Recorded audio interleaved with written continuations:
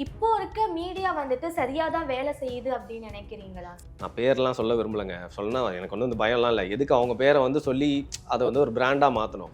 நீங்க எந்த நியூஸ் சேனல்னா எடுத்துக்கோங்க. யார வேணா அந்த கண்டக்ட் பண்றாங்க இல்லையா? அந்த டிபேட்ட கண்டக்ட் இல்ல வந்து சீஃப் எடிட்டர் இவங்க எல்லாருமே வந்து திமுக கூட நெருக்கமா இருக்கிறவங்க. இந்த 1 வருஷம் இருக்கு. பொற்கால ஆட்சிய குடுக்க சொல்லுங்க. என் ஓட்டு வந்து உதயசூரியன். இப்போ இத்தனை வருஷமா அவங்க பண்ண ஆட்சி வந்துட்டு பொற்கால ஆட்சி இல்லைன்னு சொல்றீங்க. This is the most corrupt part of media. ஒரு நியூஸ் வந்து பார்த்தீங்கன்னா நியாயமா வந்து வரும் அப்படின்னு நம்ம நினைச்சோம்னா நம்ம வந்து முட்டாள். நேர்மை எப்போ போதோ நான் தோல்வியை ஒத்துப்பமா அப்படின்னாரு. அடுத்த வருஷமே பார்த்தீங்கன்னா வந்து அவர் பேசுறாரு, மாற்றாரு. சொத்து எவ்வளோ இருக்குன்னு பார்த்தீங்கன்னா 100 கோடிக்கு மேலே சொத்து சேர்த்துட்டாராம். ஸோ மக்களோட நியாயத்தை பேசி ஊடகவியலாளர் அப்படின்னு தன்னை காட்டிக்கிட்டு இப்படி ஒருத்தர் சம்பாதிக்க முடியுமா? நீ எதாவது தப்பை செஞ்சு நீ மாட்டிக்கிட்டியோ அன்னைக்கு உன் மேலே மட்டும் இல்லாமல் எவெல்லாம் உண்மையாக இருக்கணும் அவன் மேலே இருக்க எல்லா மரியாதையும் போயிடும். ஏன் இந்த ஊடகவியலாளர் சொல்கிறதையும் நம்பணும்? அவங்க 4 இடத்துல படித்து ஆராய்ஞ்சு உண்மை என்னன்னு தெரிஞ்சுக்கணும். கடந்த 1 வருஷமா பார்த்தா பாலிடிக்ஸ் பேசுற யூடியூபர்ஸை வந்துட்டு இன்னும் அதிகமா அரெஸ்ட் பண்றாங்க அப்படின்னு சொல்லலாம். டைரக்ட் திமுகவுக்காக சப்போர்ட் பண்ணுற நிறைய யூடியூப் சேனல்ஸ் இருக்கும். அவங்க என்ன பண்ணுவாங்க, ஆபாசமாக பேசுவாங்க. ஃபுல்லாக வந்து பார்த்தீங்கன்னா அதிமுக பற்றி கூட கம்மியாக பேசுவாங்க. நாம் தமிழர் கட்சியை பற்றி டெய்லி கழுவி ஊற்றிக்கிட்டே இருப்பாங்க. ஏன்னா சித்தாந்தமாக வந்து பார்த்தீங்கன்னா திராவிடத்துக்கு எதிராக வந்து தமிழ் தேசியம் அப்படிங்கிற கட்சி இருக்குது. சித்தாந்த ரீதியில் இவங்களுக்கு ஒரு பெரிய அட்டாக் நடக்குதுன்னு தெரிஞ்சு டிக்கன் திருப்பணும் குற்றம் குற்றம் மாதிரி ஃபேக்ட்லாம் சூப்பராக செக் பண்ணிருந்தாரு. பொது வாழ்க்கையில் வந்து மக்களுக்காக பாடுபட்டிருந்தார். இந்த மாதிரி நிறைய பேரை வந்து கண்ட்ரோல் பண்ணியிருக்காங்க. அன்பால் பண்பால் கண்ட்ரோல் பண்ணி அவங்கள வந்து இந்த வேலைகள்லாம் செய்ய வச்சுட்டு இருக்காங்கம்மா. இந்த மாதிரி கைது செய்யப்படாத யூடியூபர்கள் தான் நிறைய பேர் இருக்காங்க. எந்த ஒரு செய்தியா இருந்தாலும் நம்ம மீடியா மூலமா தெரிஞ்சுக்க வேண்டியதா இருக்கு. ஸோ அதில் காட்டுறாங்கன்னா நம்ம உண்மை அப்படின்றத நம்புறோம் அப்படின்னு சொல்லியிருந்தீங்க. நீங்க ஒரு யூடியூபர், இப்போ இருக்க மீடியா வந்துட்டு சரியா தான் வேலை செய்யுது அப்படின்னு நினைக்கிறீங்களா sir? This is the most corrupt part of media. இந்த ஒரு இரா தான் வந்து பார்த்தீங்கன்னா அதிகமாக கரைபடிந்த ஊடகங்கள் வந்து நிறைஞ்சிருக்கு. ஊடகவாதிகளும் நிறைஞ்சிருக்காங்க. ஊடகவியலாளர்கள் மன்னிக்கணும் எல்லாரும் நிறைஞ்சிருக்காங்க சொல்லலாம். சமீபத்தில் கூட வந்து பார்த்தீங்கன்னா பத்திரிகையாளர் மன்ற தேர்தல் நடந்துச்சு, கேள்விப்பட்டிருப்பீங்கன்னு நினச்சேன். அதில் எந்தெந்த அணி நின்றுது அவங்க பின்னணியெல்லாம் முழுசாக எனக்கு வந்து தெரியாது. ஆனால் ஒன்றே ஒன்று மட்டும் தெரியும், ஜெயிச்சுட்டு எல்லாருமே கும்பலாக போய் யாரை பார்த்தாங்க, ஒரு புகைப்படம் வந்து பதிவிட்டுருந்தாங்க. சரிங்களா? இன்றைக்கி வந்து எல்லாருமே ஓட்டு போட்டு ஜெயிக்கக்கூடிய பத்திரிகையாளர் மன்றத்தில் இருக்க பிரதிநிதிகள் யாருமே போகிறவங்க வரவங்க இல்லை. ஒவ்வொருத்தரும் ஒரு முதன்மை ஊடகத்தில் வேலை செய்கிற ஒரு பணியில் ஒரு பொறுப்பில் இருக்கவங்க. அவங்க எல்லாருமே போயிட்டு முதல்வரை சந்திக்கிறாங்க. சரி, மரியாதை நிமித்தமாக சந்திக்கிறாங்க அப்படின்னு கூட வச்சுக்கலாம். இப்போ நீங்கள் டிபேட்ஸ் இருக்குது, மெயின் ஸ்ட்ரீம்னு சொல்லப்படுற நியூஸ் சேனலில் இருக்கக்கூடிய டிபேட்ஸை கண்டக்ட் பண்ணுறவங்க. நான் பேர்லாம் சொல்ல விரும்பலைங்க. சொன்னால் எனக்கு வந்து பயம்லாம் இல்லை. எதுக்கு அவங்க பேரை வந்து சொல்லி அதை வந்து ஒரு பிராண்டாக மாற்றணும்? நீங்கள் எந்த நியூஸ் சேனல்னா எடுத்துக்கோங்க. யாரை வேணால் அந்த கண்டக்ட் பண்ணுறாங்க இல்லையா, அந்த டிபேட்டை கண்டக்ட் இல்லை வந்து சீஃப் எடிட்டர் இவங்க எல்லாருமே வந்து திமுக கூட நெருக்கமாக இருக்கிறவங்க தான்.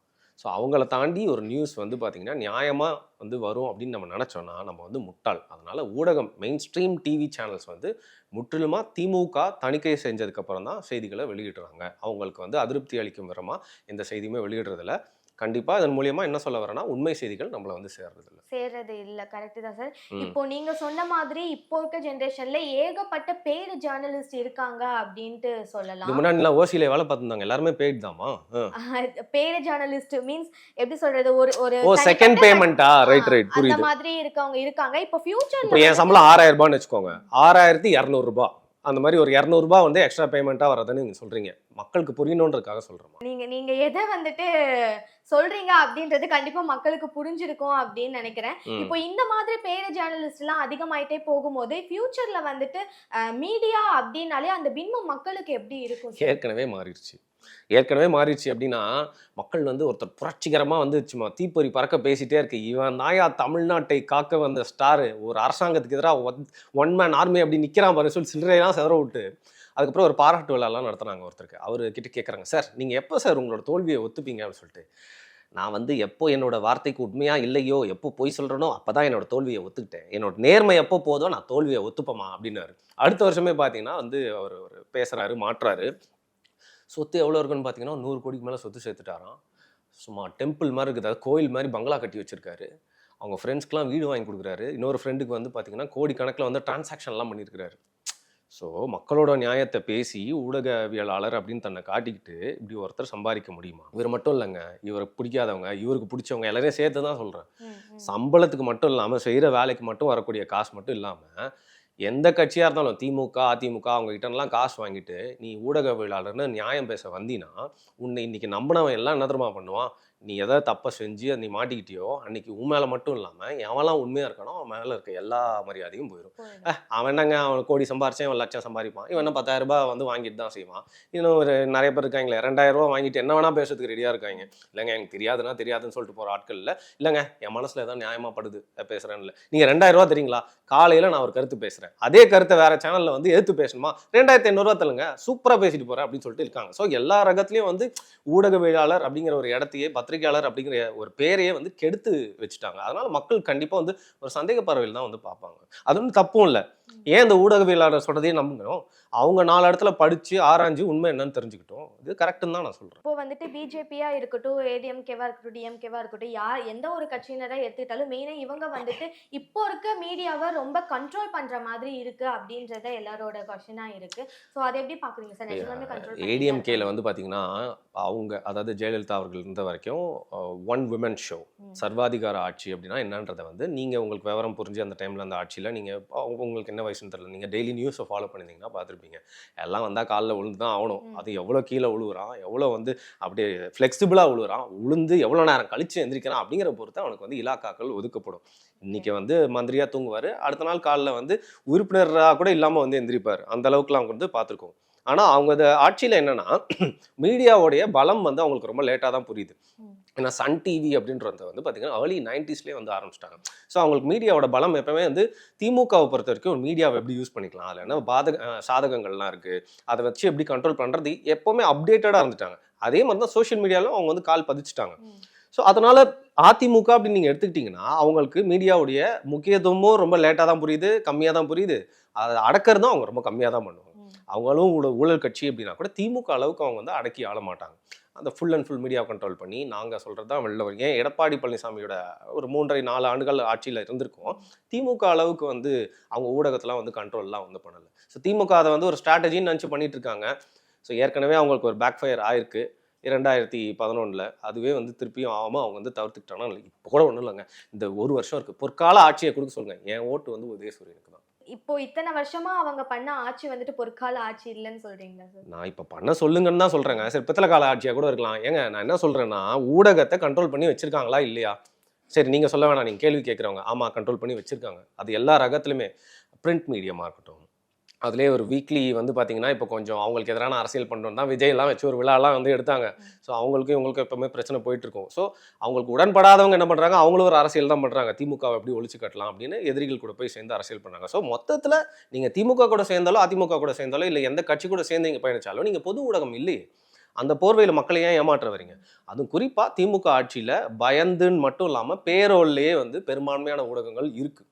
ஸோ அந்த வகையில் வந்து அவங்க ஒருதலை பட்சமாக தான் செயல்படுறாங்க. Okay sir. இப்போ வந்துட்டு அதிகமா பார்த்தா, அதுவும் கடந்த ஒரு வருஷமா பார்த்தா ரொம்ப அதிகமா இந்த யூடியூபர்ஸ் வந்துட்டு அரெஸ்ட் பண்றது அப்படின்றது ரொம்ப அதிகமா இருக்கு. மெயினா சொல்லணும்னா இந்த பாலிடிக்ஸ் பேசுற யூடியூபர்ஸை வந்துட்டு இன்னும் அதிகமா அரெஸ்ட் பண்றாங்க அப்படின்னு சொல்லலாம். ஏன் தமிழ்நாட்டுல இந்த யூடியூபர்ஸ்க்கு இவ்வளோ ஒரு அடக்குமுறை? யாரை சொல்றீங்க நீங்க? எந்த யூடியூபரை சொல்றீங்க? இல்ல நிறைய யூடியூபர் அரெஸ்ட் பண்ணாங்க. ஆமா சார். நிறைய பேர் அரெஸ்ட் பண்ணிருக்காங்க. இப்போ சவுக்கு சங்கர் அவர்களையும் எதுக்கு அரெஸ்ட் பண்ணாங்க? அவர் வந்துட்டு ஆப்போசிட்டா பேசினாரு இல்ல அப்படின்னு. இப்போ இந்த வாட்டி அரெஸ்ட் பண்றதுக்கு எதுக்குன்னு பாத்தீங்கன்னா அவருக்கு பிடி வாரண்ட் வந்து கொடுத்துருக்காங்க. கஞ்சா வச்சிருந்த கேஸ்ல அவர் ஆஜராகல அப்படிங்கறதுனால வந்து அரெஸ்ட் பண்ணிருக்காங்க. அது மோஸ்டா என் கூட நான் ஒருத்தர்கிட்ட வந்து பேட்டி எடுத்தேன். அவரு என்ன சொன்னாரு, அடுத்த நாளுக்கு விட்டுருவாங்கங்க ப்ரொசீஜர்னு பார்த்தா 20ஆம் தேதி வரைக்கும் நீட்டிச்சிருக்காங்க. அதாவது நாளைக்கு வரைக்கும் இந்த பேட்டி இன்னைக்கு இருக்குன்னா நாளைக்கு வரைக்கும் நீட்டிச்சிருக்காங்க. ஆனால் தெரியல திருப்பி வேறு ஏதாவது கேஸ் கூட போடலாம். ஏன்னா தொடர்ந்து அவர் வெளில வந்து திமுகக்கு எதிராக தான் பேசிட்டு இருந்தார். ஸோ அவங்களுக்குள்ள என்ன டீலிங்கோ தெரியல. அந்த குறிப்பிட்ட வழக்காக அவரை அரெஸ்ட் பண்ணியிருக்காங்க. வேற எந்த யூடியூபர் இல்லை, ஒவ்வொருத்தரும் ஒரு காரணத்துக்காக அரெஸ்ட் பண்ணியிருக்காங்கம்மா. அதனால சொல்கிறேன், கேட்குறேன். நீங்கள் இப்படி வேணால் கேட்கலாம், சில யூடியூபரை ஏன் அரெஸ்ட்டே பண்ண மாட்டாங்க எவ்வளோ தப்பு பண்ணாலும் அப்படின்னு நீங்கள் கேட்டிங்கன்னா என்னால் கொஞ்சம் ஈஸியாக பேச முடியும். சரி சொல்லுங்க சார். சில யூடியூபர்ஸ் ஏன் அரெஸ்ட்டே பண்ண மாட்டாங்க? ஏன்னா ஈகோ சிஸ்டம்னு ஒரு வார்த்தை இருக்குமா, அது என்ன பார்த்தீங்கன்னா நம்ம எல்லாருமே வந்து ஒரு கேங்கு, ஆனால் வெளியில் நம்மலாம் வந்து ஒரு பொதுவான ஒரு கிரியேட்டராக இருப்போம். ஃபார் எக்ஸாம்பிள் ஒருத்தன் வந்து படம் ரிவ்யூ பண்ணுவான், ஒருத்தன் வந்து ஊரில் இருக்க எல்லாத்தையும் போய் தின்றுவான், அதை ரிவ்யூ பண்ணி போடுவான் ஃபுட்டு எல்லாத்தையுமே. இன்னொருத்தன் வந்து பார்த்தீங்கன்னா வந்து அது கொஞ்சம் ஃபிசிக்கல் ஃபிட்னஸ் அதை பற்றி வந்து பேசுவான். இன்னொருத்தன் ரோஸ்ட் பண்ணுவான், இன்னொருத்தன் விளாகிங் பண்ணுவான், இன்னொருத்தன் வந்து டெக்னிக்கலான யூடியூப் வீடியோஸ்லாம் போட்டே இருப்பான். ஸோ இது மாதிரி ரகரகமாக இன்னொருத்தன் சயின்ஸ் பற்றி பேசுவான். நான் சொன்ன எவ்வளோ ஜானர்ஸ் இருக்குது பாருங்கள். இந்த எல்லா ஜானர்லேயுமே திமுகக்கு ஆதரவாக ஒரு யூடியூபர் ரொம்ப ஃபேமஸாக இருப்பார். அவர் திமுகக்கு எதிராக பேசவே மாட்டார், இன்டெரக்டாக திமுகவோட கருத்தெல்லாம் வந்து ஆதரிப்பார். இது வந்து யங்ஸ்டர்ஸ் பார்க்கணும் அப்படிங்கிறதுக்காக அந்த மட்டத்தில் செஞ்சு வச்சிருக்காரு. இன்னும் சில டைரக்ட் திமுகவுக்காக சப்போர்ட் பண்ணுற நிறைய யூடியூப் சேனல்ஸ் இருக்கும். அவங்க என்ன பண்ணுவாங்க, ஆபாசமாக பேசுவாங்க. ஃபுல்லாக வந்து பார்த்தீங்கன்னா அதிமுக பற்றி கூட கம்மியாக பேசுவாங்க. நாம் தமிழர் கட்சியை பற்றி டெய்லி கழுவி ஊற்றிக்கிட்டே இருப்பாங்க. ஏன்னா சித்தாந்தமாக வந்து பார்த்தீங்கன்னா திராவிடத்துக்கு எதிராக வந்து தமிழ் தேசியம் அப்படிங்கிற கட்சி இருக்குது. சித்தாந்த ரீதியில் இவங்களுக்கு ஒரு பெரிய அட்டாக் நடக்குதுன்னு தெரிஞ்சு அதை ரொம்ப வந்து சயின்டிஃபிக்காக இதெல்லாம் பாருங்க அப்ரோச் பண்ணுவாங்க.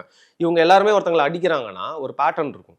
ஒருத்தர் போடுவார், அப்புறம் 1 மணி நேரம் அப்புறம் இன்னொருத்தர் போடுவார், அதுக்கப்புறம் இன்னொரு போடுவார். ஒருத்தனை போட்டு எல்லாருமே ஒரு 2 நாள் ஃபுல்லாக கிரில் பண்ணுவாங்க, செஞ்சுருவாங்க. அண்ட் மீம் பேஜஸ் வேறு இருக்குது. அண்ட் பாட்காஸ்ட்லாம் பண்ணுவாங்க.